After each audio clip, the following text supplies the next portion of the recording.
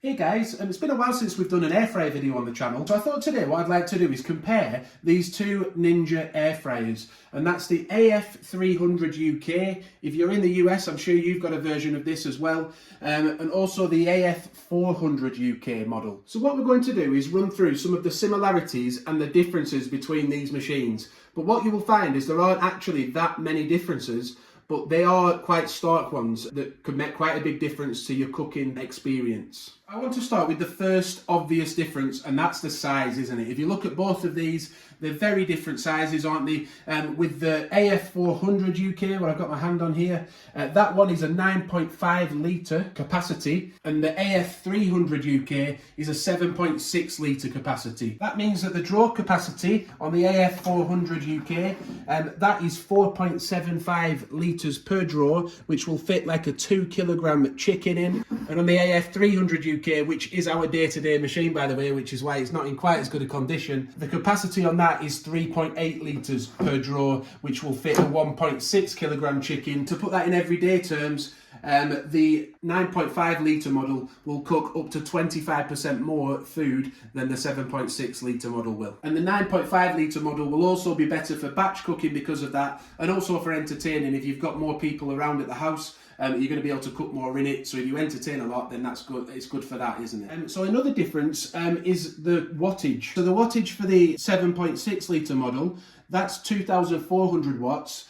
And for the 9.5 litre model, that's 2,470 watts. So only 70 watts difference, but it does give you that little bit of extra power, which is why I'm guessing on the front here, you can see that where it mentions cooking sort of 500 grams of chips, it says 14 minutes, but if we look on the 7.6 litre model, it says 15 minutes. So it gives you that bit of extra power to cook a little bit more quickly. The size of the machines, that does lead to a slight difference in weight as well. It's not going to really affect you very much when you're using it day to day, but the 7.6 litre model is 8.2 kilograms and the 9.5 litre model is 8.8 kilograms in weight. So the big difference with these machines is the size, as we've said. But what are the exact dimensions? Well, the height of the 7.6 litre model, that's 31.5 centimetres.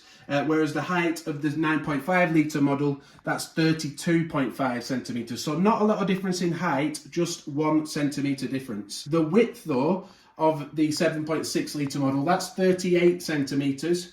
But when we come over to the 9.5 litre model, that is 41.5 centimetres. So that makes the 9.5 litre model 3.5 centimetres wider. And again, not much difference with depth either. So the 7.6 litre model is 26.5 centimetres deep, and the 9.5 litre model is just half a centimetre deeper at 27 centimetres deep. So although all those measurements don't sound like huge differences, when we look at them side by side, the 9.5 litre model does take up a lot more counter space, and it does give you a lot more cooking space inside the drawer. There's a lot more cooking space inside of there. The extra capacity though that comes with the 9.5 litre model does mean that it's heating a bigger area inside each drawer each time you want to cook something. So that leads to difference in energy savings. So the smaller 7.6 litre model, that is listed as saving you up to 75% on your oven bill if you were cooking versus a conventional oven, cooking something like sausages. That's what it's been tested as. So if you were to cook sausages in the air fryer and in the oven, then it would be up to 75% cheaper to do it with this 7.6 litre AF300UK model. But because you're heating a bigger area with the 9.5 litre AF400UK model, it's only 65% savings rather than 75%. That could add up over the year, couldn't it? So if you don't need that extra capacity, then you may be better off with the smaller model because it will save you that little bit more on energy bills. The other big difference though is price, isn't it? With the AF300UK being more budget friendly with an RRP of £149 in the UK, whereas the 9.5 litre AF400UK has an RRP of £230. So we'll leave a link in the description as to where you can find those if you hopefully find a better deal. If you're enjoying the video so far, by the way, please do give it a like. That really does help us out. And another big difference is the operation of the machine. So although it has all the same functions, which we'll discuss in a second when we go through the similarities between these machines, the AF400UK, the 9.5 litre model, that has a dial. So you select which cooking feature you want to use, and then you set it all up, as we've got videos showing you how to do on the channel. But on the 7.6 litre model, you literally just press which function you want via a button rather than there being a dial. The difference with this machine is to start it, you just press the dial and that sets it going. Whereas on the 7.6 litre model, it's just a push button.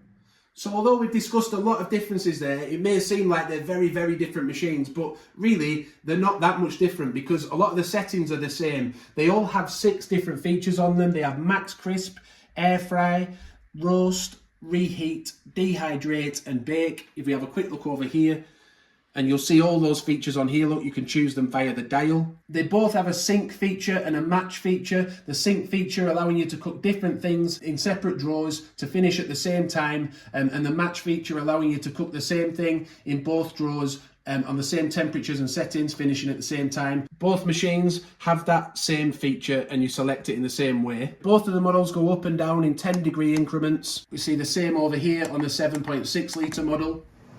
Both models will allow you to pause cooking just by taking out the drawer, and then when you reinsert it, it starts again. Both models do that. The power cord length on both models is the same at 0.8 meters. So yeah, the 9.5 litre model is basically just the same machine as the 7.6 litre, but bigger. So which one should you choose then? Well, if you are a smaller family, say it recommends 1 to 3 people, but we are a family of 4 and we actually have got along fine with the 7.6 litre for a long time now. I haven't felt the need, even though I've had it in storage since I bought it, to get the bigger one out and start using that. So I'd say anything up to a family of 4, you can survive with the 7.6 litre, but if you do want that bit more cooking space, if you entertain a lot, you have people around a lot, or you're a larger family, then I would go for the 9.5 litre version. Again, also, if you like batch cooking, then this is going to be very handy to have that extra drawer space. If budget is your main concern though, then obviously this 7.6 litre model is going to be cheaper to buy initially and also cheaper to run, with the slightly better energy savings on there. And possibly if you have any difficulty or you just don't like the dial for whatever reason and you prefer just a touch button, then again the 7.6 litre may be for you. Or if you like the dial, then obviously go for the 9.5 litre. We've actually been using this 7.6 litre Ninja model now for probably about 18 months. I'll have to go back and check exactly when we got it. So I think we're due 1 year on, 18 months on review on that. So do subscribe if you'd like to see that. So which one will you choose and why? Will it be the 7.6 litre or the 9.5 litre model? Which is right for you? Let us know in the comments. We'd love to hear the reasons why you've gone for a certain air fryer over the other. So thank you for watching. Do subscribe to the channel. Please hit the like button. That really does help us out. And hit the notification bell. Bye for now.